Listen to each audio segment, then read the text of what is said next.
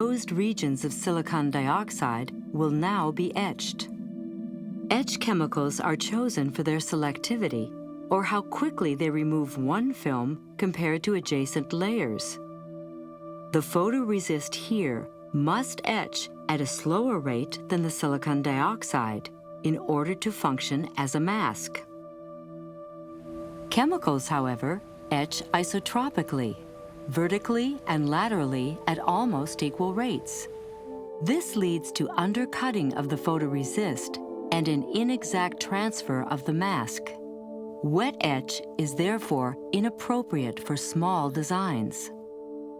To etch anisotropically and obtain the high aspect ratios required by current technology, a dry etch process is used. Dry etch occurs in a plasma with gases that produce halogens or halogen-containing free radicals. When these gases are exposed to high electric fields, a plasma is created. The free electrons in the neutral gases accelerate to produce collisions. These collisions break up some of the gas molecules into fragmented atomic species. Molecular fragments, or atoms with one or more unpaired electron, become free radicals which are neutral yet highly reactive. Free radicals like atomic fluorine are important elements in chemical etching. Fragments like CF2 form a Teflon-like coating that prevents sidewalls from etching. Atoms like argon may lose an extra electron and become positive ions. These ions bombard the wafer and remove material in a non-selective physical manner. After a collision, an atom's electron may move to a higher energy level.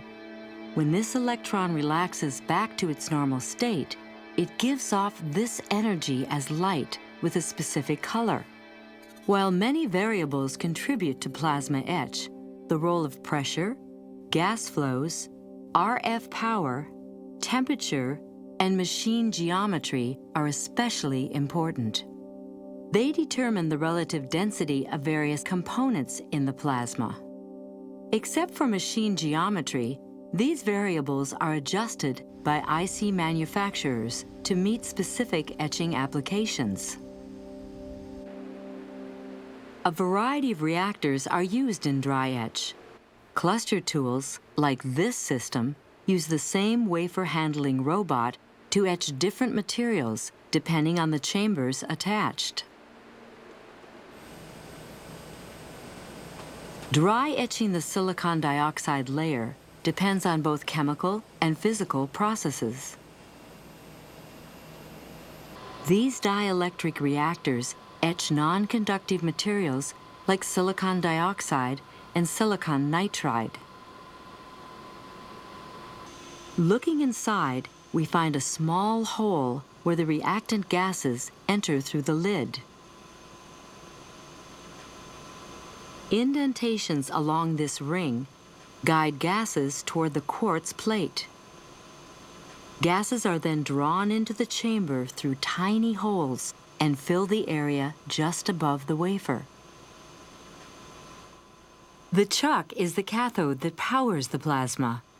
Helium gas coming through these holes fills the small space between the chuck and wafer to provide uniform temperature. A roughing pump, kept in the subfab, draws the air out of the system to create a vacuum. At normal atmospheric pressure, gas molecules are densely packed and move short distances between collisions. Under vacuum, most of the gases are removed. This gives electrons the room they need to gain the acceleration for a reaction. At the vacuum pressure of 10 torr, the gate valve to the turbomolecular pump is opened. The chamber is further evacuated to as low as 0.1 millitorr. These low pressures are essential for fine etch control. A throttle valve opens or closes the exhaust to maintain a constant pressure in the chamber. For dielectric etch, This pressure is approximately 100 millitorr. A manometer attached to the chamber monitors the pressure and regulates the throttle valve. Fluorine-based gases that contain carbon will etch the first layer of silicon dioxide. In this case, a mixture of CF4 and CHF3 provide the chemical etch. Argon provides the physical etch.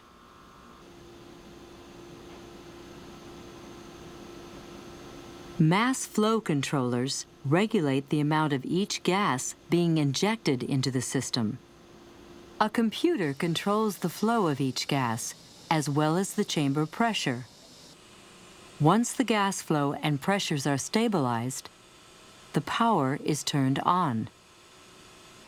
An RF power supply sends out current at 13.6 megahertz. A matching network transforms the impedance to match the plasmas. This ensures the RF power is coupled efficiently with the plasma. Electric fields between the cathode and the grounded chamber accelerate free electrons. These electrons collide with molecules and atoms to produce the plasma. Coils around the chamber create a rotatable magnetic field. This field forces the electrons into a spiral path that keeps them in the plasma longer and increases the number of collisions. It also helps prevent electron loss to the chamber walls. Most collisions take place in the plasma's glow region. As tiny electrons flee the plasma's edges toward the electrodes, a dark positive ion sheath remains. This sheath prevents electrons in the glow region from leaving and gives the wafer a negative bias. Positive ions accelerate and bombard the wafer at a vertical angle, resulting in a physical anisotropic etch. Free fluorine radicals and CF3 fragments produced by the plasma make their way to the wafer's surface.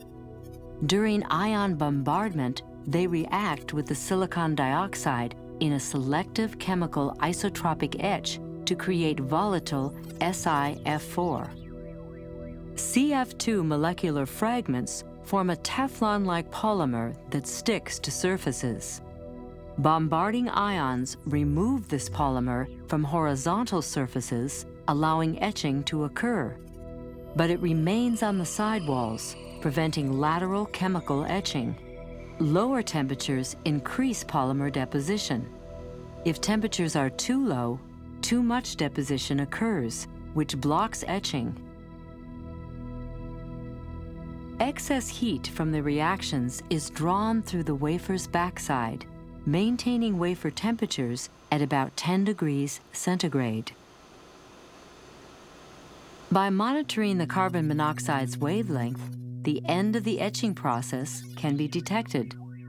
Once the silicon dioxide